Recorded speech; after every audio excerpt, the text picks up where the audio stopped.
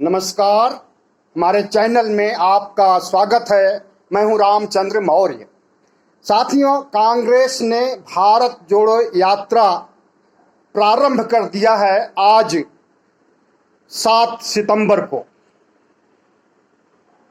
आपको मालूम होना चाहिए कि राजस्थान के चिंतन बैठक में निर्णय लिया गया था कि भारत जोड़ो यात्रा कन्याकुमारी से जम्मू कश्मीर तक की जाएगी, और जो उस समय विचार मंथन किया गया था कि पार्टी को कायाकल्प करने के लिए, उसमें यह सबसे बड़ा ब्रह्मास्त्र था कांग्रेस के पास। आज इस ब्रह्मास्त्र का इस्तेमाल किया कांग्रेस ने, और राहुल गांधी ने लगभग 125 बड़े नेताओं के साथ कन्याकुमारी से यह यात्रा प्रारंभ कर दी है। और इधर भारतीय जनता पार्टी, आरएसएस और तमाम हिंदूवादी संगठनों की नींद हराम हो गई है और उल्टे सीधे बयान जारी कर रहे हैं। बुद्धिजीवी समाज में, पत्रकार जगत में और भारत के धर्मनिरपेक्ष लोगों में एक आशा की किरण है भारत जोड़ो यात्रा। आज जब देश का लोकतंत्र खतरे में है, संविधान खतरे में है, संसद खतरे में है, न्यायपालिका खतरे में है, विपक्षी पार्टियां खतरे में हैं, और इस देश का गरीब महंगाई की मार से जूझ रहा है, महामारी की चपेट में आ चुका है और उसे कोई सहायता राशि नहीं मिल पाई है अभी तक। और जिस तरह से बेरोजगारी बढ़ी है, आज़ादी के बाद 45 सालों में ऐसी महंगाई, ऐसी बेरोजगारी, ऐसी मुफलिसी कभी भी नहीं थी।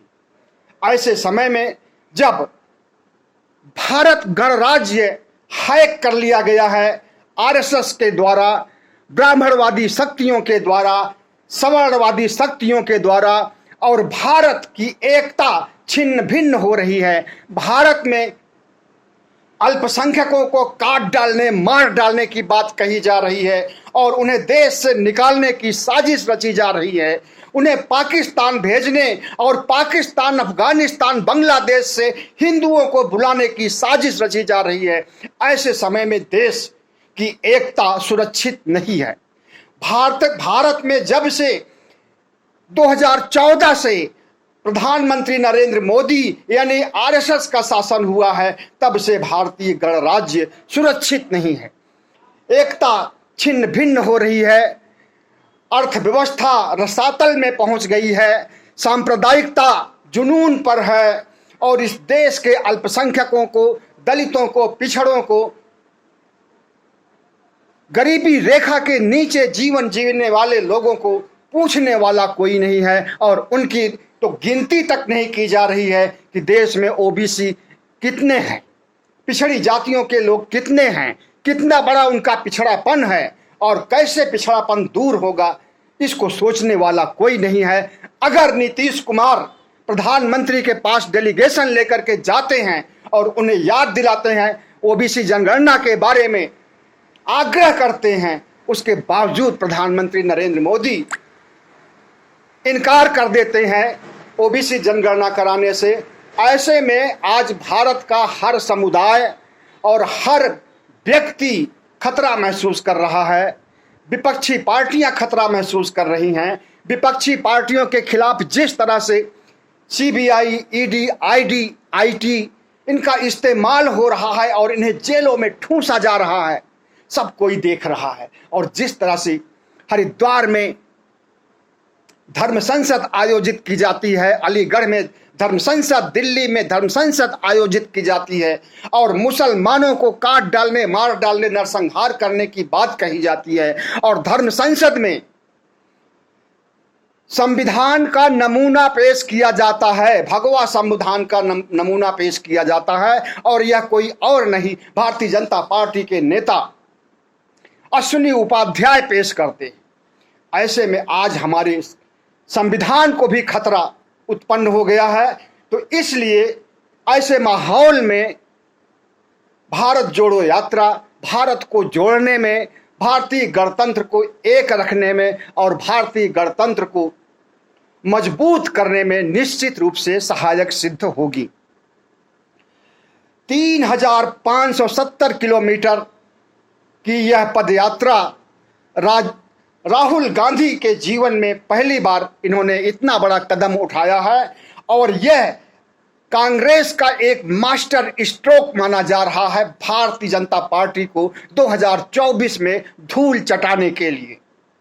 और यह मास्टर स्ट्रोक कितना कारगर साबित होगा, हमें तो लगता है कि जिस तरह से इसे जन समर्थन मिल रहा है और जिन जिन क्षेत्रों से, जिन 12 राज्यों से हो करके यह पदयात्रा गुजरेगी, वहां पर राहुल गांधी का भाषण भी होगा और मोदी की आर्थिक नीतियों, उनकी विपक्ष विरोधी नीतियों और देश विरोधी नीतियों और हिंदू राष्ट्र बनाने की नीतियों के खिलाफ एक माहौल तैयार किया जाएगा और भारतीय जनता पार्टी का जो इरादा है, जो चाल चरित्र चेहरा है, उसे बेनकाब किया जाएगा इस पदयात्रा के दौरान।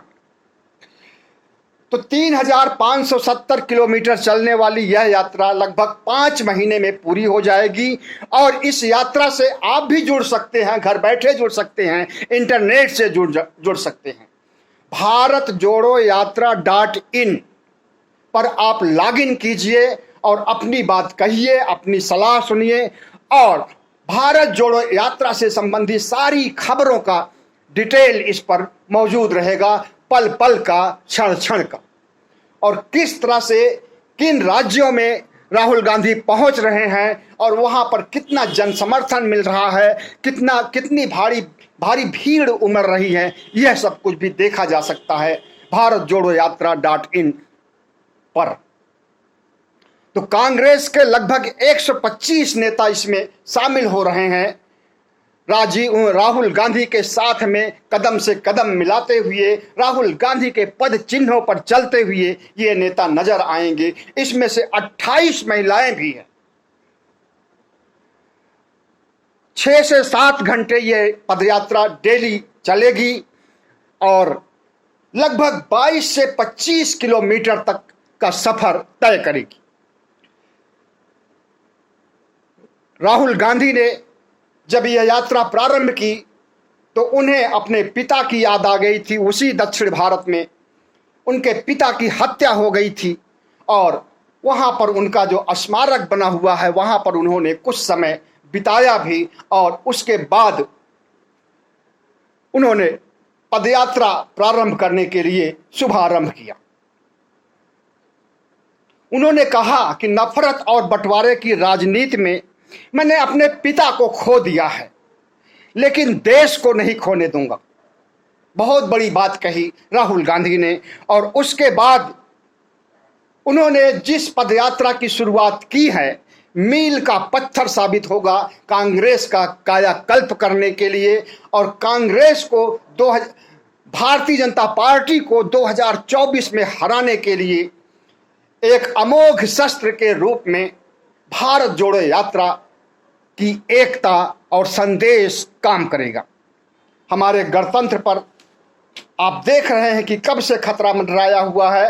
2014 से ही विपक्ष को खत्म करने, कांग्रेस को खत्म करने, कांग्रेस मुक्त भारत बनाने की बात कोई और नहीं, इस देश का प्रधानमंत्री तो एक बहुत बड़े संवैधानिक पदों पर बैठा हुआ है, ऐसा व्यक्ति कहता है कि विपक्ष मुक्त भारत होगा, ऐसा व्यक्ति कहता है कांग्रेस मुक्त भारत होगा। और अभी थोड़े समय पहले भारतीय जनता पार्टी के अध्यक्ष जेपी नड्डा ने जिस तरह से पटना में कहा था कि विपक्ष खत्म हो रहा है और विपक्ष को खत्म कर दिया जाएगा, सिर्फ एक पार्टी बचेगी, वो पार्टी होगी भारतीय जनता पार्टी, दुनिया की नंबर 1 पार्टी, और वही पार्टी राज करेगी कम से कम 30-40 सालों तक। अगर यह बात कोई गंवार, जाहिल और कट्टरपंथी कहता तो बात समझ में आती, लेकिन यह बात पार्टी का अध्यक्ष कह रहा है। और इतना ही नहीं, कुछ समय पहले एक जनसभा में भारतीय जनता पार्टी के चाणक्य अमित शाह ने भी यह बात कही थी कि भारतीय जनता पार्टी को अगले 50 सालों तक नहीं हराया जा सकता है और प्रधानमंत्री नरेंद्र मोदी बने रहेंगे। तो क्या ये लोकतंत्र को धत्ता बता रहे हैं, लोकतंत्र को मुंह चिढ़ा रहे हैं, या लोकतंत्र का खात्मा कर रहे हैं, या संविधान का खात्मा कर रहे हैं? संविधान में तो ऐसा कहीं नहीं है कि एक पार्टी का शासन होगा पूरे देश में और हर समय और हर सदी में और हर कालखंड में। ऐसा तो नहीं लिखा हुआ है।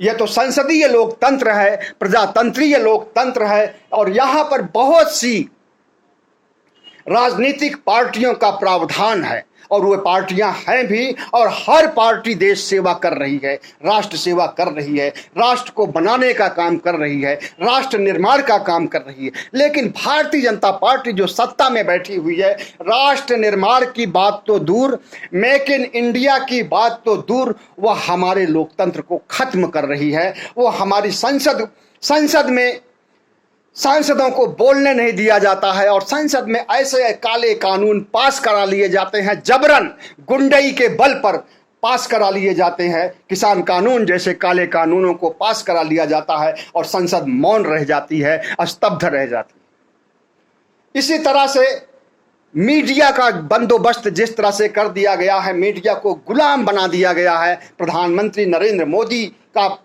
मीडिया बन चुका है, और गोदी मीडिया, मतलब कि गोद में जाकर के प्रधानमंत्री के गोद में बैठ गया है हमारा मीडिया, और हमारा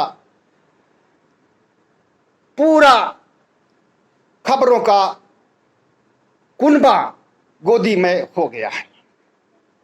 अगर सोशल मीडिया नहीं होता, यूट्यूब चैनल नहीं होता, तो हम भी आपके पास तक, या हमारे जैसे हजारों लोग भी आपके पास तक नहीं पहुंच पाते, और एक धर्मनिरपेक्ष मूल्यों से ओतप्रोत बात को और एक निष्पक्ष सटीक विश्लेषण को आपके पास पहुंचा पाते। इस तरह से हमारे देश में जिस तरह से आज भारतीय जनता पार्टी की हिटलरशाही चल रही है, इस पर रोक लगाने के लिए ऐसे कार्यक्रमों की जरूरत है, और इस ऐसे कार्यक्रमों, ऐसे मास्टर स्ट्रोक के साथ साथ भारतीय जनता पार्टी को लग रहा है कि अब उसकी नैया डूबने वाली है, और भारतीय जनता पार्टी को शिकस्त मिलने वाली है इस मास्टर स्ट्रोक से, तो उसने अपने तमाम घोड़े छोड़ दिए हैं। तमाम मुख्यमंत्रियों को ऐसा बोल दिया है कि ऐसी बातें करो, ऐसी उच्छृंखल और घिनौनी बातें करो, ताकि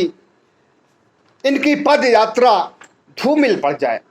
असम के मुख्यमंत्री हेमंत बिस्व शर्मा, जो कि पहले कांग्रेसी थे, करीब 20-22 साल तक कांग्रेस में रहे हैं, और उस समय भ्रष्टाचार के आरोप इनके ऊपर लगे थे, लेकिन कांग्रेस को छोड़ करके ये भारतीय जनता पार्टी में आए तो भ्रष्टाचार से धुल गए। भारतीय जनता पार्टी की वॉशिंग मशीन में इन्हें धुला गया, और ये धुल गए, और आज असम के मुख्यमंत्री हैं। इन्होंने कहा है कि राहुल गांधी को यह यात्रा, भारत जोड़ो यात्रा, पाकिस्तान में करनी चाहिए थी, क्योंकि राहुल गांधी की पार्टी ने ही 1947 में भारत का बंटवारा किया था। भारत एकजुट है, भारत एक है, भारत में ऐसी कोई भारत को जोड़ने वाली यात्रा की जरूरत नहीं है। ऐसी बचकानी और अपरिपक्व बातें भारतीय जनता पार्टी के लोग हमेशा करते रहते, जिसका कि इस राष्ट्र के विकास, राष्ट्र के निर्माण से और समाज के निर्माण से कोई मतलब नहीं होता। बेसिर पैर की बातें होती हैं, बेतुकी बातें होती हैं, इनकी बातों में गाली गलौज होता है, इनकी बातों में भारत को तोड़ने वाली, समाज को तोड़ने वाली बातें मौजूद होती हैं। ऐसे में अब इन्हें क्या कहा जाए? अपरिपक्व कहा जाए, उच्छृंखल कहा जाए, बचकाना कहा जाए, या गंवार कहा जाए? लेकिन ऐसी गंवारों की कोई कमी नहीं है भारतीय जनता पार्टी में। आपको मालूम है कि इस पार्टी के शीर्ष पर बैठे प्रधानमंत्री खुद गंवार हैं। आज तक कोई भी प्रधानमंत्री भारत में, न प्रधानमंत्री, न राष्ट्रपति, न कोई भी, यहां तक कि कोई सांसद भी अपनी पढ़ाई का सर्टिफिकेट प्रेस कॉन्फ्रेंस जारी करके नहीं दिखाया है। लेकिन इन्होंने दिखाया है, एक नहीं 2 बार दिखाया है। एक बार राजनाथ के द्वारा दिखाया गया है, और दूसरी बार अमित शाह ने दिखाया है कि हमारे प्रधानमंत्री जी BA पास हैं और MA भी पास हैं दिल्ली यूनिवर्सिटी से। लेकिन उसी दिल्ली यूनिवर्सिटी के उसी सत्र में जिस सत्र के ये बताते हैं कि मैंने पास किया था, उसी सत्र के तमाम से ऐसे लोग हैं, नेता हैं, सामाजिक कार्यकर्ता हैं, जिन्होंने कहा कि हमने तो उनको कभी कैंपस में देखा ही नहीं है। और जितने भी अध्यापक उस समय के हैं सब कह रहे हैं कि हमने कभी नरेंद्र मोदी को पढ़ाया ही नहीं। तो इस तरह से झूठ का पुल बांध करके और एक ऐसा ये माहौल कायम करना चाहते हैं जिससे कि झूठ की बिसात पर इनकी दुकानदारी चलती रहे, जैसे कि 2014 से चल रही है उसी तरह से हमेशा चलती रहे। इसीलिए ये लोकतंत्र की हत्या करना चाहते हैं, इसीलिए ये भारतीय गणराज्य की हत्या करना चाहते हैं, इसीलिए ये मुसलमानों के खिलाफ बातें करते हैं, ध्रुवीकरण करना चाहते हैं। हिंदुओं का ध्रुवीकरण कर लेंगे तो मुसलमानों के वोट की जरूरत नहीं रह जाएगी। एक मुश्त हिंदुओं का वोट मिलेगा तो मुसलमानों की कोई जरूरत नहीं रह जाएगी। और ऐसे मुसलमानों को देश से निकालने के लिए जो साजिश रच रहे हैं उसमें ये नाकाम हो चुके हैं, CAA NRC ला करके। उसके बावजूद भी अभी इनके अंदर की जलन, इनके अंदर की तपिश, इनके अंदर की गर्मी मुसलमानों के खिलाफ नहीं जा रही है और उनके धर्मस्थलों पर कब्जा करने की कोशिश कर रहे हैं। हर मस्जिद के नीचे शिवालय तलाश रहे हैं, ताजमहल के नीचे शिवालय तलाश रहे हैं, कुतुब मीनार में विष्णु स्तंभ देख रहे हैं। तो इस तरह से आज भारत में न केवल आर्थिक दुर्गति हो रही है, हमारी अर्थव्यवस्था रसातल में पहुंची हुई है, बल्कि हमारा राजनीतिक मानदंड, राजनीतिक आदर्श भी कहीं खो गया है। और इसी तरह से हमारी सांस्कृतिक मूल्य और हमारे सांस्कृतिक धरोहरों पर भी बहुत बड़ा खतरा मौजूद हो गया। आज जब भारत आर्थिक, सांस्कृतिक, सामाजिक, ऐतिहासिक रूप से RSS जैसी भगवाधारी पार्टी और भारतीय जनता पार्टी के कट्टरपंथी लोगों की चपेट में आ गई है, इनके कब्जे में आ गई है, तो इसे मुक्त कराने के लिए भारत जोड़ो यात्रा जैसे ही कार्यक्रम करने होंगे। और इन्हें देश से बाहर खदेड़ने के लिए इन आतताइयों को, इन यूरेशियन को इस देश में रहने नहीं देना है। इस देश में भाग करके आए हैं ये तीनों, ब्राह्मण, वैश्य, क्षत्रिय, तीनों ये भाग करके आए हुए हैं। और इसका पुख्ता प्रमाण भी है 21 जुलाई 2001 का टाइम्स ऑफ इंडिया देखिए, उसमें इनका DNA छपा हुआ है कि ये भारत के मूल निवासी नहीं है, ये भारत के रहने वाले नहीं हैं, बल्कि ये यूरेशियन है। और ये तीनों ब्राह्मण, क्षत्रिय, वैश्य तीनों मिल करके जिस तरह से एक पार्टी बना करके और इस भारतीय लोकतंत्र को हाईजैक कर करके जिस तरह से शासन कर रहे हैं, अब इनके अंत का दिन आ गया है। और विपक्षी दलों में एक बहुत बड़ी एकता हो गई है और उस एकता के सूत्रधार नीतीश कुमार, केजरीवाल और राहुल गांधी ने जिस तरह से भारत जोड़ो अभियान की शुरुआत किया है, भारत जोड़ो पदयात्रा के माध्यम से एक प्रतीकात्मक शुरुआत किया है, उसके बहुत बड़े निहितार्थ होंगे और उसके बहुत बड़े अर्थ निकलेंगे।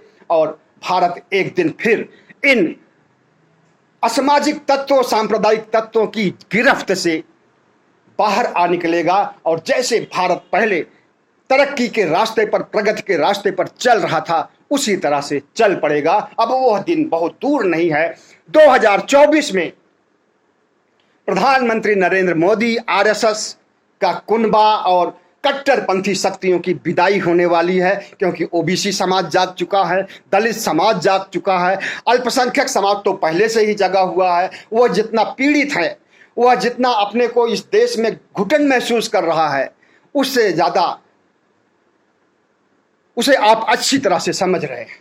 इस तरह से भारतीय जनता पार्टी को हराने, भारतीय जनता पार्टी को तबाह करने और भारतीय जनता पार्टी से मुक्त भारत को करने के लिए भारत जोड़ो यात्रा जैसी पद यात्राएं बहुत जरूरी हैं। और अगर कांग्रेस पार्टी, अगर सबसे बड़ी विपक्षी पार्टी इसे अंजाम दे रही है तो इसे जन समर्थन मिलना चाहिए, आपका, हमारा, सबका, सभी धर्मनिरपेक्ष शक्तियों का और पूरे देश का, देश के हर मतदाताओं का समर्थन मिलना चाहिए। तो इस तरह से भारतीय जनता पार्टी कितना भी ताकत लगा ले, लेकिन अब जिस तरह से बुद्धिजीवियों का समर्थन मिल रहा है, 204 हस्ताक्षर सामने आए हैं सिविल सोसाइटी के। सिविल सोसाइटी का मतलब एक बुद्धिजीवियों का तबका, एक बुद्धिजीवियों का संगठन जिसमें 204 लोगों ने हस्ताक्षर करके भेजा है। उसमें है मृणाल पांडे जो वरिष्ठ पत्रकार हैं, कई सालों तक हिंदुस्तान टाइम्स में संपादक रही हैं, और उनकी लेखनी से, उनकी माँ की लेखनी से आप सब लोग अच्छी तरह से अवगत होंगे। इसी तरह से धर्मवीर गांधी, योगेंद्र यादव, आनंद पटवर्धन, अंजलि भारद्वाज, अभिजीत सेन गुप्ता, सुजाता राव आदि ने हस्ताक्षर किया है ऐसे पत्र पर, और वह पत्र राहुल गांधी को, कांग्रेस को समर्पित किया गया है समर्थन के तौर पर। तो आपका, हमारा और सबका समर्थन होना चाहिए ऐसे कार्यक्रमों के लिए, भारत जोड़ो अभियान को साकार करने के लिए, और भारत जो कि आज असामाजिक तत्वों, सांप्रदायिक तत्वों की गिरफ्त में पहुंच गया है, इसे मुक्ति दिलाने के लिए और बीजेपी मुक्त भारत करने के लिए ऐसे अभियान, भारत जोड़ो यात्रा कांग्रेस का मास्टर स्ट्रोक साबित होगा, इसमें कोई दो राय नहीं है। हमारे चैनल को सब्सक्राइब कीजिएगा ताकि हमारी आवाज़ दूर दूर तक पहुंचे। बहुत बहुत धन्यवाद।